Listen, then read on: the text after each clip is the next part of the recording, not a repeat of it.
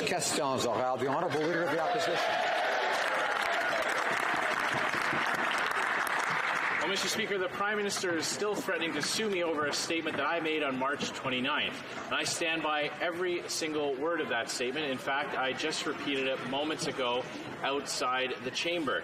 He claims that I will face consequences for exposing his potentially illegal interference in a criminal trial. But the only consequence seems to be that the Prime Minister will be forced to finally tell the truth. So when will I see him in court? Honourable Prime Minister. On misleading Canadians. It shows that they're still following Stephen Harper's playbook. We put him on notice because he and his party have a history of making false and defamatory statements. That's what he did in December against the Minister of Innovation. He was forced to swallow his words, his false words, and retract his statements. We won't stand by while he continues to mislead Canadians. Honourable Leader of the Opposition. The Prime Minister asked his lawyers to send me a letter where he threatened to take me to court if I didn't retract what I said on March 29th. Not only will I not retract that, but I repeated every word of that statement, and I did so outside of the chamber. So I asked the Prime Minister, when will we see each other in court to discuss this corruption scandal? The Right Honourable Prime Minister. The opposition continues to mislead Canadians. This shows that they are still following the same way of doing things as under Stephen Harper. We put them on notice because he and his party have a history of making false and defamatory statements. He will have to withdraw what he said, and that's what he had to do in December when he had to swallow those false words and withdraw his statement against the Minister of Innovation.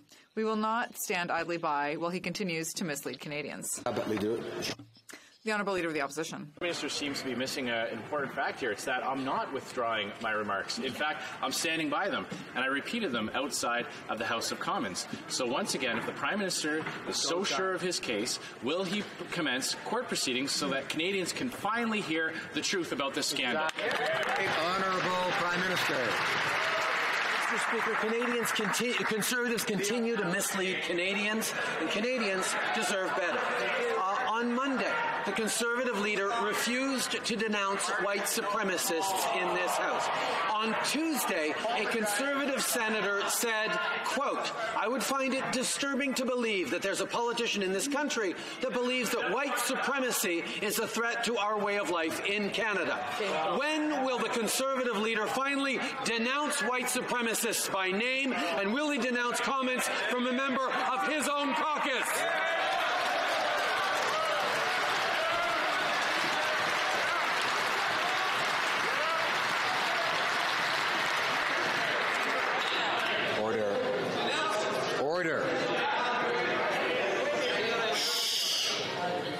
The Honourable Leader of the Opposition.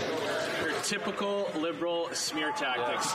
They know that I have always 100% denounced white supremacy and racism and anyone who promotes those hateful ideologies. He also knows that that senator withdrew and clarified his remarks and that I continue to denounce those types of messages.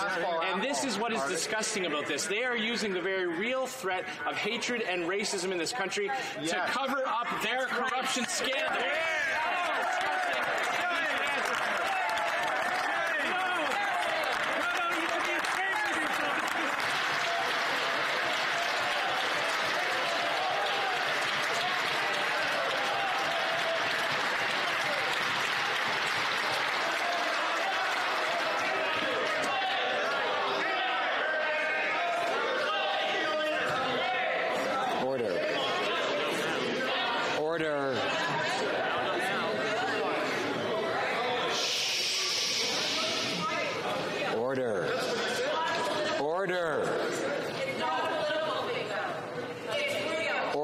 Member for Whitby will come to order, please. The Right Honourable Prime Minister. Mr. Speaker, we seem to have hit a nerve in the way the Conservatives are misleading Canadians on intolerance. Let's try them on climate. Today, we learned the Conservatives are hiding from their own constituents tax benefits that would give Canadians hundreds of dollars. See, Conservatives want to take hundreds of dollars away from families in New Brunswick, in Ontario, Ontario, in Manitoba, in Saskatchewan. Indeed, their only plan seems to be to mislead Canadians about our plan to fight climate change. That is even more unacceptable. They continue to mislead Canadians. The Honourable Leader of the Opposition. The only thing a Conservative government will take away from Canadians is their obligation to pay his carbon tax. This October. Now, Canadians finally want to see the Prime Minister testify under oath. They finally want to see documents presented to court in an environment that his members of Parliament can't control. So once again, I have stood by everything I have said. When will the Prime Minister finally start the lawsuit? The Honourable Prime Minister. Speaker, once again, in his very first words in that last intervention, the Leader of the Opposition emphasized that the first thing he would do if he gained power was to make pollution free again. We know, Mr. Speaker, and Canadians know, that climate change is real, and yet it has been 346 days since the Leader of the Opposition promised a climate plan and has not shown anything. He has no plan for the environment, no plan for the economy. All he does is mislead Canadians. For Burnaby South. Loblaw's made hundreds of millions of dollars selling groceries to Canadians. Their owner is worth over $10 billion. I'm pretty sure Loblaws can afford to buy a few energy-efficient fridges. But Liberals are so focused on pleasing big corporations that they handed over a $12 million check to a massively profitable company. Why didn't the Liberals ask Loblaws to buy their own fridges and instead spend that $12 million on small businesses and Canadians who actually need the help? Right Honourable Prime Minister. Speaker, see, this is the problem with the NDP. They like to climb up on their high horse and make big speeches about protecting the environment when this government actually moves forward on doing that. And that means partnerships with the provinces. It means investing in Canadians and in renewable technologies. And yes, Mr. Speaker, it means partnering with the private sector so that we are moving forward on more efficient technologies and indeed fighting climate change. We understand that everyone needs to do their part to fight against climate change. That's something neither the Conservatives nor apparently the NDP understand. Order. Allow me to thank the member for Grand Prairie Mackenzie for trying to get some of his colleagues to quiet. I think he needs longer arms to encourage more of that. But the Honourable Leader of the Opposition. The Prime Minister wants to talk about politicians who have led Canadians in error. This Prime Minister said when the allegations were first printed in the Globe and Mail that they were completely false. Yeah. We now know that that is not true. Is the Prime Minister aware that if he says something that he knows not to be true in a court proceeding, that he will be guilty of perjury? Right Honourable Prime Minister. We've seen the Conservatives time and time again mislead Canadians, and they are smarting that we actually call them out on it. We put them on notice because, indeed, they continue, particularly in this election year, to spread falsehoods to Canadians. Just recently, they actually sent a householder to Canadians that was not telling them about our climate action incentive, which returns hundreds of dollars to Canadians that they have to claim through their taxes. They have no plan on the environment. All they do is mislead Canadians. All they do is mislead Canadians about our plan to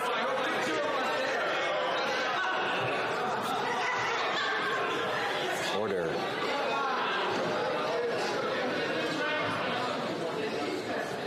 The Honourable Leader of the Opposition. Speaker, the Prime Minister now wants to talk about falsehoods. The Prime Minister said, in response to the Globe and Mail story breaking the SNC-Lavalin corruption scandal, that no one, neither himself nor anyone in his office, put pressure on the former Attorney General to interfere in this case. We now know that that is completely false. Yes. So once again, is the Prime Minister aware that if he says something that he knows not to be true in a court case, that he will be guilty of perjury? Right Honourable Prime Minister. Canadians are remarking upon is the fact that the Conservatives actually don't want to talk about anything that actually matters to Canadians in their day-to-day lives. Canadians are worried about the threat of climate change and the impact on their kids, and Conservatives have no plan, are misleading people about our plan, and don't want to talk about it, and they try to change the subject. What's worse, they have no plan for the economy. They continue to want to raise lower taxes on the wealthiest Canadians, when what we know is to invest in the middle class is to grow the economy. No plan on the economy, no plan on the environment. Order. The Honourable Leader of the Opposition. Order. Speaker, I would just remind the Prime Minister that it was his idea to bring these allegations to court. I'm just waiting for him to tell me on what day I should show up, because I'll be there. Now, he wants to talk about falsehoods. He told Canadians and looked them in the eye, and he said that the former Attorney General or anyone else never came to him to raise concerns about being pressured to interfere in this case. We now know that that is false. Is the Prime Minister aware that if he said that in a court case at this point, that he would be guilty of perjury? Right, Honourable Prime Minister. Mr. Speaker, once again, the opposition leader is doubling down on his false and misleading statements. We put him on notice because he has a history, and his party has a history of misleading Canadians. That's exactly what they did when he had to withdraw and retract misleading statements he'd made about the Minister of Innovation just a few months ago. We know, Mr. Speaker, that their way is to try and mislead Canadians as much as they possibly can. We need to call them out on that because falsehoods have no place in an election campaign. The Honourable Order, please. Order.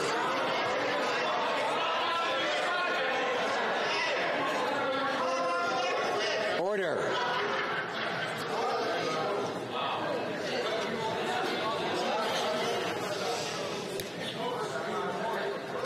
The Honourable Leader of the Opposition. Mr. Speaker, the Prime Minister says that he's put me on notice, hoping that I'll withdraw my statements. I'm not. I repeated them again outside.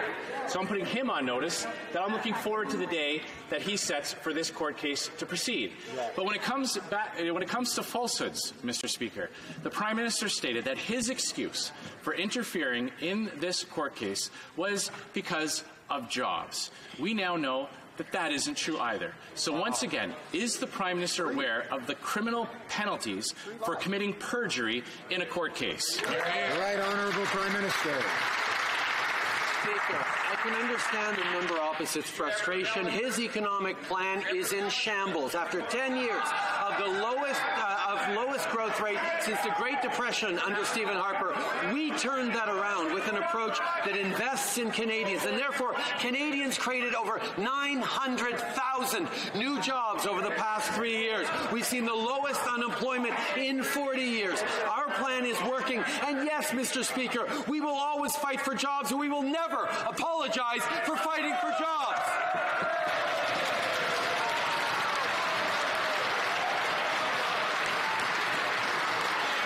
Order. The Honourable Leader of the Opposition. Mr. Speaker, the Prime Minister wants to talk about false statements. The Prime Minister said that his motivation for interfering in this criminal court case was because he was afraid that SNC-Lavalin would move their headquarters out of the country. The head of SNC-Lavalin has said that that is completely false. Wow, so once again, is the Prime Minister aware of the criminal penalties that he would face if he said that falsehood under oath in a court of law? Honourable Prime Minister.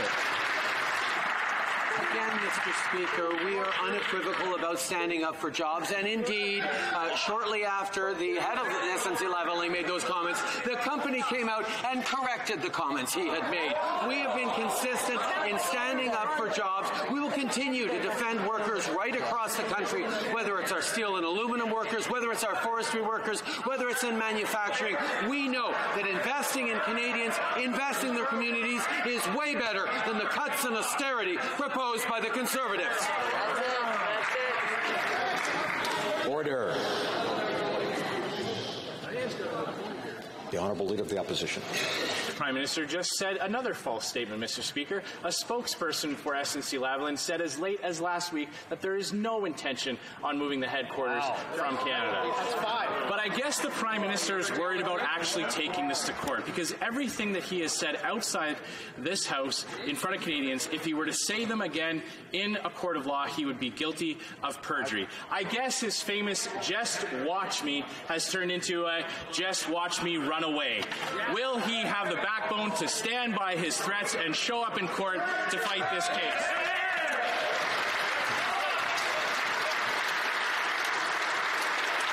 Right Honourable Prime Minister. What we have here is a Conservative Party flailing and floundering, trying to change the subject away from what matters to Canadians. They have no plan to fight climate change, no plan on the economy, and quite frankly have continued to demonstrate, despite the rejection they got from Canadians in 2015, they still don't understand that the economy and the environment need to go together. And to build a stronger economy, you have to take action on fighting climate change. They fail to understand that, and therefore they're looking for anything else to talk about. Order. All members, including former chair occupants, should have a good understanding of the responsibility of each member to uphold dignity and decorum in this House. It's a responsibility we all share, and no one individual can do it alone. It requires all members. The honourable member for Essex. Mr. Speaker, the Prime Minister's interference scandal is capturing attention from the international community, but not the kind that Canadians are proud of. Liberals have shut down debate in 2 committees with their majority. The Ethics Commissioner has a very limited role, and now the world is watching, and Canadians want the truth. Canadians have questions that this Prime Minister needs to answer. If the Prime Minister is serious about the truth, then the answer is simple: an independent public inquiry. Will he launch one, yes or no? Right Honourable Prime Minister. Mr. Speaker, as we've said, we have tremendous confidence in the committees of Parliament to do their work, and we're pleased that the Justice Committee heard over 10 hours of testimony over many, many weeks that was facilitated by the fact that we gave an unprecedented waiver to allow for testimony that put aside both the attorney-client privilege and cabinet confidentiality, because it's important that Canadians see what went on here, and that's exactly what they did. We continue to trust the Ethics Commissioner in the work that he does. We know that Canadians are concerned about this, but also the honourable member for Essex. The Justice Committee didn't get the job done because the Liberals shut it down. What is this Prime Minister hiding that he doesn't want Canadians to know? The OECD has referred to the PMO's interference scandal to their working group on bribery. This Prime Minister doesn't seem to understand that Canada's reputation is on the line. The Liberals have blocked any way forward to get to the bottom of what happened. Canadians deserve to know if there was any political interference in the prosecution of SNC-Lavalin. What is the Prime Minister afraid of? Why doesn't he do the right thing and call a public inquiry now? The Right Honourable Prime Minister. Speaker, it's kind of dismaying to see the NDP that had such a tradition of standing up for workers put all that aside to try and score a few points now that some international organizations actually notice that they exist. The fact of the matter is, Mr. Speaker, we're going to stay focused on the things that matter to Canadians. We're going to continue to fight for jobs, for workers across this country, for canola farmers across this country, for forestry workers across this country. We're going to stay focused on Canadians while everyone else tries to play politics. The honourable member for Milton. Order. Mr. Speaker, politics aside, the Prime Minister has left something very much open, and it's the response that he has to the notice of libel that he has sent to the Leader of the Opposition. Now, he may not be aware of this, but a notice of libel is for the benefit of the defendant to be able to mitigate their damages by apologizing if they see fit. In this case, the Leader of the Opposition has indicated that he has nothing to apologize for. It is now in the hands of the Prime Minister. When will the Prime Minister start the statement of claim? The Right Honourable Prime Minister. Speaker, indeed, we have noticed, and Canadians have noticed, that the Leader of the Opposition continues to double down on his misleading statements. We know that Canadians deserve politicians on all sides who speak the truth, who don't mislead Canadians, who end up talking about the things that matter and not hiding from Canadians. And what we have right here is a political party that doesn't want to talk about the economy, that doesn't want to talk about the budget, doesn't want to talk about climate change, just wants to play politics and attack us. Well, we're going to stay focused on Canadians because Canadians deserve a better path forward than what they are on. Order. The Alberta member for Battle River Crowfoot, I know, will come to order, I'm sure, because he wants to hear both the question and the answer. The Alberta member for Milton. Mr. Speaker, the Prime Minister seeks to be the judge, jury, and executioner in this matter, when, quite frankly, he's using a notice of libel as a tool of intimidation, much like he's done for this entire case. He states that it is a fact that the Leader of the Opposition is indeed spreading mistruths. Our fact is not the case. Guess who gets to decide that? A real court. So when will the Prime Minister bring this to the right place to debate? A court of law in the province of Ontario. When will he start the claim? Right, Honourable Prime Minister. I look forward to Canadians having a choice between a party that consistently lies to Canadians as the Conservatives do, or a party that stays focused on what matters to them. We have, over the coming months, an opportunity to put our best feet forward to Canadians, to show our plans to grow the economy, to fight climate change, to continue to increase Canadians' prosperity and safety in the world. We have laid that out. We have acted on it over the past 4 years. The Conservatives have nothing to show to Canadians but simple political attacks, partisanship, and misleading Canadians.